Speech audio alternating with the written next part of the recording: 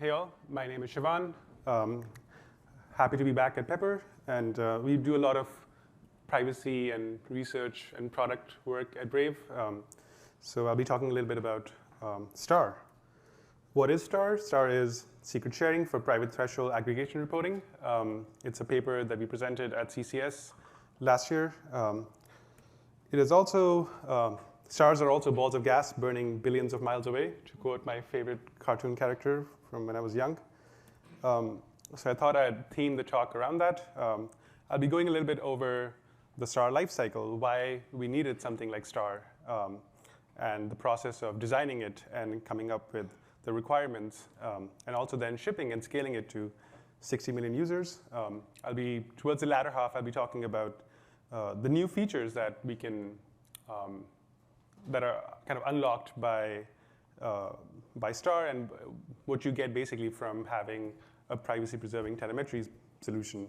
And I'll also be talking about pitfalls and how to avoid them towards the end. As I'm going through this, I'll just talk about takeaways that would be good to, just learnings that we had, essentially. All right, so to begin, I'll talk about the motivating use case. So this was actually a really good one that came up a couple of weeks ago, where Walmart started requiring Brave users to sign in. And they started doing this because Brave sends a global privacy control HTTP request header, which basically means that the user wants to opt out of their data being sold. And so basically, Walmart was getting this HTTP request header that said, "Don't sell my data." And Brave users got this screen, which is not a great experience, and also is probably illegal under the CCPA, which requires compliance with the GPC request header. But this kind of comes up pretty often because Brave is pretty aggressive about privacy, and we end up breaking websites every now and then. What we would really like is a way for users to report that a particular website, so in this case, Walmart.com, is broken. But web activity data is pretty sensitive. And as a privacy-focused company, again, it's really important that we don't violate privacy promises. So what we really want is some amount of privacy cover should be given to our users who are reporting a particular website as being broken. But to generalize from that, we really want a client to report arbitrary strings, essentially, to the server in a privacy-preserving way. And I'll hopefully define that more as we go along. So we looked at different options. We looked at multi-party computation-based options like Prio or Poplar, which are pretty actively being developed right now. And we found that they were too slow and expensive and complicated to deploy, especially for a small organization like Brave. You'll typically see MPC-based solutions being deployed by giant companies with infinite compute budget, and Brave was just not one of them. And also, I think in general, the failure mode for these kind of systems is pretty bad because you're shipping a bunch of stuff to servers, and if these two servers collude or these end servers collude, then it's kind of game over. And this is kind of by design. But we feel, and one of our design goals was to make sure that the system is simple. And because I think that's really important for user trust. You need to be able to explain why your system is trustable. And just saying crypto magic is often not a good idea. And also because generally we wanted a system that users can audit on the client side. So we looked at differential privacy-based systems. Rapport was a big one a few years ago that Google rolled out and then rolled back because it wasn't very effective. The problem with central DP is that, again, it's not user auditable often because you're kind of just sending data to the backend server. And DP in general is kind of hard to test and hard to test and debug from our experience trying to deploy this stuff. And again, it has a bad failure mode where if something goes wrong, and these things are so complex that things inevitably go wrong, it's really bad for the user's privacy. Local DP is awesome, and we have been looking into that. But again, that kind of requires a larger user base, and the utility often tends to drop out pretty quickly. And it's also, DP in general is kind of hard to use for exact strings because you're adding noise. So how does that really work with if you're trying to send something like Walmart.com? There are some ways around this, but it didn't seem like a very good fit for what we wanted. So yeah, and like again, once data leaves the device, I think all bets are off when it comes to privacy. It's to say that, oh yeah, we're like preserving your privacy on the back end, like at that point, you're just asking users to trust you. So the kind of the privacy definition that we were operating under became that give clients a way to report arbitrary strings if n other users or n-1 other users also reported that string, also called k-anonymity. And this was our kind of our operating definition for what we were trying to do. And the goals for Star then were, it's important for it to be cheap, and easy to deploy, and simple, and also be private, and user auditable privacy was kind of our motivating goal here. And I think what we also found was that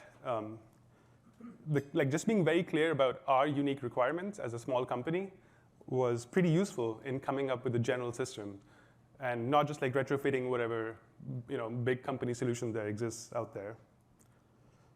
So coming to the design of it and what it actually looks like in practice, like I mentioned, Star is a k-threshold aggregation scheme, and it uses Shamir secret sharing, and also oblivious pseudo-random functions to derive randomness in case the input space is not super, is low entropy, and I'll kind of go over that a little bit. But essentially, what the key point here is that it's pretty simple and straightforward. And I'll go a little bit over this. So you take a string like Walmart.com, and you hash it to get a random value. And this is a deterministic hash. So if two users would get the same value for the same string. And then you get a symmetric key from that particular random value, which is again deterministic, so you would get the same key. And now you just encrypt Walmart.com using that key. And then you generate the secret share of that key, and this is generated randomly. So the client is now sending the server the encrypted value of the measurement and a secret share. And the idea here is that the server can only decrypt the measurement if it receives at least k measurements, and you can define the k to be 5 or 10 or 100 or whatever. And once you receive k secret shares, the server can recover the secret key, or the encryption key, sorry, and then use that to decrypt M. So we found that this was extremely cheap. This was 24 times cheaper than the MPC-based solutions that we looked at. And there are more perf details in the CCS paper, but this was really astonishingly fast.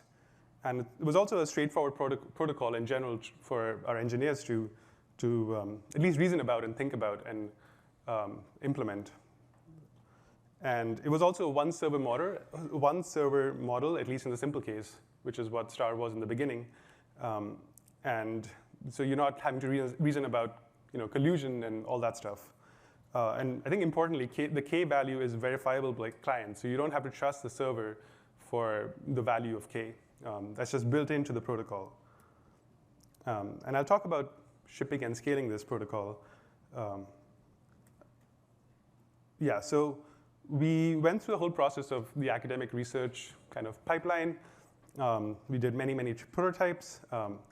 And in trying to submit the paper to certain venues, we got the feedback that we were trying to use this thing called ORPFs, which is partially puncturable ORPFs for getting some additional guarantees, and it just seemed like it was easier based on the feedback that we got that you could just rotate the key, and that was a lot more straightforward, which was pretty useful feedback to get, and that helped improve the system.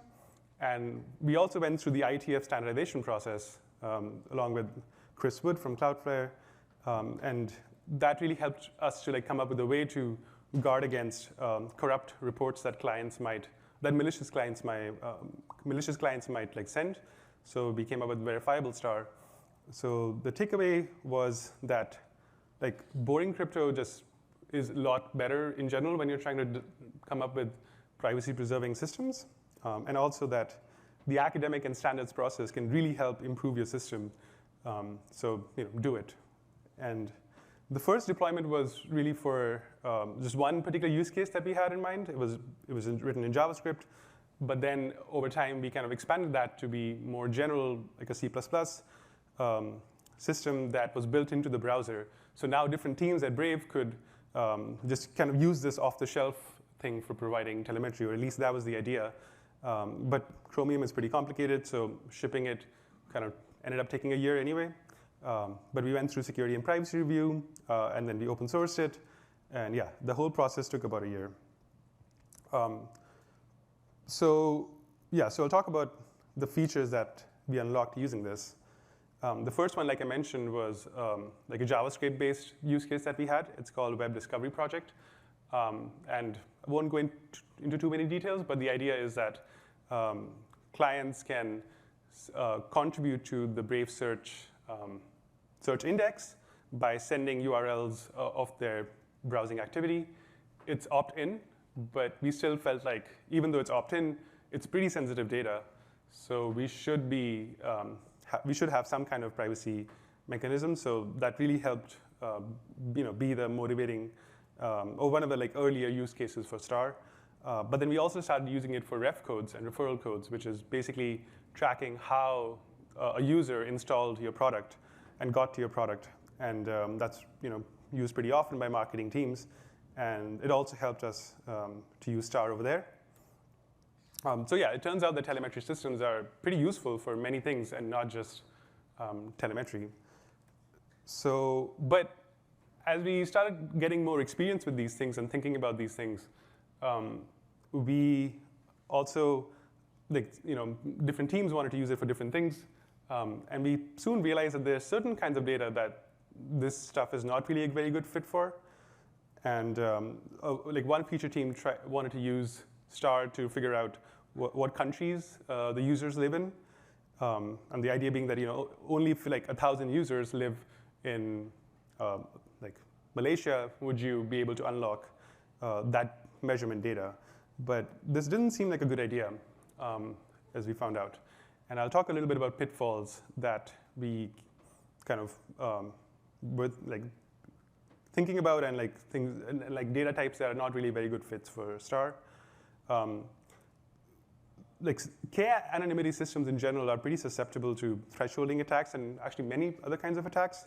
So where the input space is discrete and you can just kind of enumerate all the values, it's not a good idea to be using Star for that stuff. So you really want to be using Star only for string values, which kind of ruled out some use cases.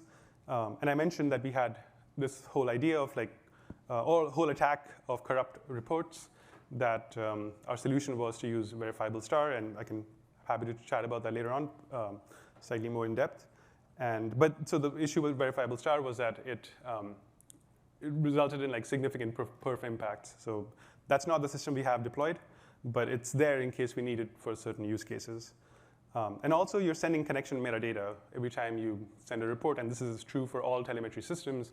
You have an IP address, and it doesn't really matter if you do a bunch of privacy stuff if you still know exactly who your user is based on their IP address. So we have to have an anonymizing proxy in there to remove connection metadata. And this could be done using something like oblivious HTTP, but there's some kind of anonymizing proxy is really essential for all privacy-preserving telemetry systems. And yeah, that's basically it. I'll leave this slide up and see if folks have any questions. But yeah, thanks for letting me present here.